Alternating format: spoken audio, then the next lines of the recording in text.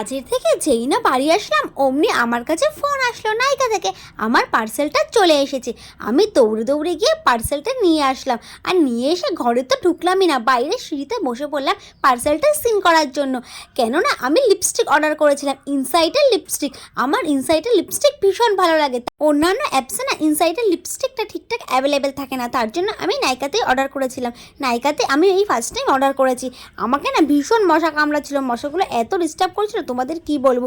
আমি যে শেড নাম্বারগুলো অর্ডার করেছিলাম সেগুলো আসেনি, একটু উল্টোপাল্টা হয়ে গেছে, তার জন্য না আমার মনটা খারাপই হয়ে গেল।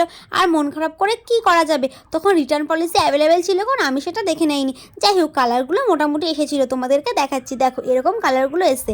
তো কালারগুলো একেবারে খারাপ নয়, তবে আমার মনের মতো হয়নি, তার জন্য মনটা খারাপ ছিল। তবে ওর ভেতরে একটা কালার আমার দারুণ লেগেছিল। তো যাই হোক, আমি লিপস্টিকগুলো দেখতে থাকি, তোমরা ততক্ষণ আমার চ্যানেলটা সাবস্ক্রাইব করে আমার পাশে থেকো। Tata, bye bye.